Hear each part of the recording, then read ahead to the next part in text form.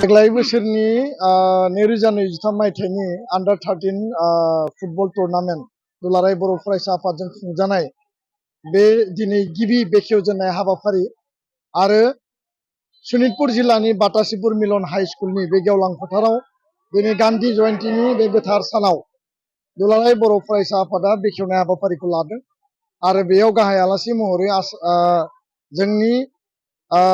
राज्य सभानि एमपि मानगोनां रोनगोरा नार्जारी बिथाङा बाहागो लाफैदों आरो गासै एबसुनि टीम बारग' दैदेनगिरिफोर गुबुन गुबुन माहारियारि आफाद नैबे गेलेनायनि गेजेरजों आन्डार 13 फुटबल टुर्नामेन्टनि गेजेरजों बर' माहारियाव लाइमोन जोंनि उन्दै उन्दै जि माने सेंग्रा सिख्ला बा फरायसा फरायसुलि बिथांमोननि गेजेराव मोनसे जावरिखांनाय फैगोन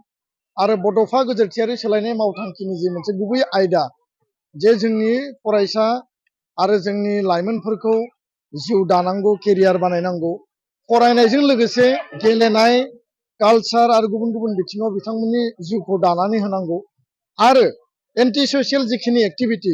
बिथांमोननि जि मोनसे स्पिरिट आरो एनार्जि बेखौ राइट ट्रेकआव इउज खालामनांगौ नङाब्ला आथिखालनि लाइमोन सेंग्रा सिख्लाफोरनि गेजेराव मबाइल केटिएम बाइक आरो बिनि अनगायैबो फेग्रा बेसाद जानाय ड्राग्स जानाय बे मोनसे बांनायखौ जोङो नुनो मोनदों दा बेखायनो नेगेटिभ जि जोंनि ट्रेक दङ बेखौ डाइभार्ट खालामनानै पजिटिभ मोनसे लामाजों बिथांमोननो गेलेनाय आरो कालचार आरो फरायनायनि गेजेरजों मोजां जिउ राहा दाना होनायनि थांखिजों जों बे हाबाफारिखौ लादों गेलेनाया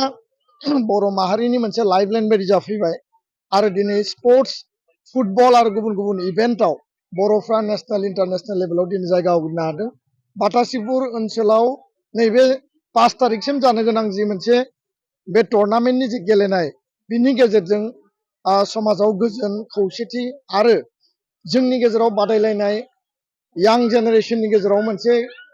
माने कम्पिटिटिभ जि स्पिरिट बे स्पिरिटआ थारैनो बांगोन आं बेखौ मिजिंथिबाय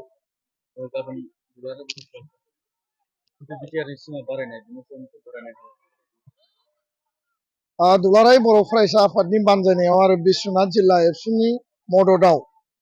गहपुरनि दैमालु फोथाराव BTR एक्सटेनसननि welcome ceremony grand welcome ceremony जों लादों आरो बिनि गेजेरजों गाबोनो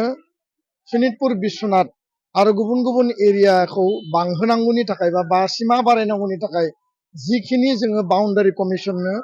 लिस्ट होनानै दोनदों बेयो जाहाथे फेस मेनाराव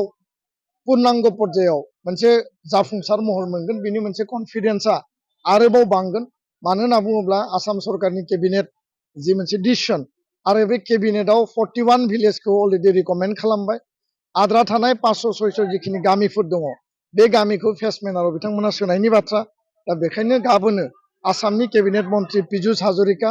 बिथाङा गार्जेन मन्त्रिबो आरो लोगोसे बिटिआरनि चिफ प्रमद बर' बिथांमोना थांगोन आरो गासै एबसुनि टीम आरो 10,000नि बारा रायजो राजाफ्रा बिथांमोनखौ ग्रान्ड वेलकाम खालामगोन बिनि उनाव फेस मेनाराव जोंनि खामानिया जागोन हा हु मोननांगौ 5.3 नि गेजेरजों जोंहा बे ओनसोलनि फरेस्ट एरिया फरेस्ट एन्टाइटेलमेन्ट मोननांगौ 5,000 मोनबाय आरो गोबां मोनबावनांगौ दङ बिनि खामानियाबो सोलिगासिनो स्कुल प्रभिन्सियेलाइजेसन 6.3 नि खामानिया बेयो जानो थांगासिनो दङ आरो खोब गोख्रै जागोन होननानै आसाम सरकारा जोंनो दाख्लैबावै कमिटमेन्ट होदों दा बेखायनो बे गासै जोंनि जि जेंना जेंसि दंमोन एकर्डनि जिखिनि दफा एकर्डनि जि क्ल'ज टाइम बाउन्ड स्पिडि इमप्लिमेन्टेसना जोंनि मोनसे कमिटमेन्ट आरो जोंनि मोनसे माने लाइन अफ एक्सन आरो गाबोननि वेलकाम सेरेमनिनि गेजेरजों खुनु बेयाव हारि माहारिनि गेजेराव गोरोन्थि सानलायनाय गैयाबासिनो बर' इनहेबिटेड आरो ट्राइबेल डमिनेटेड एरियाखौ लानानै जि मोनसे सेटेलाइट दायो एक्सपानसन जादों सिमुलुगुरि खाथिसिम गहपुरनि बियो उननि पर्यायाव कन्टिगुवास मेनाराव बियो गामि सोसननाया जागोन कन्टिगुवास जायोब्लासो 6 सिडुलनि पूर्णांग मर्यादाया फैगोन दा बेखायनो खुनु कारनाव जोङो बे जि जोंनि मावफुंनायनिफ्राय जोङो मालाबाबो सरकारखौ दोरोद होनाय नङा आरो खम समनि गेजेराव मावफुंनांगौनि थाखाय जों सरकारखौ नारसिनगोन बे इउनियन गभर्नमेन्टआनो जा स्टेट गभर्नमेन्टआनो जा गोजोन्थों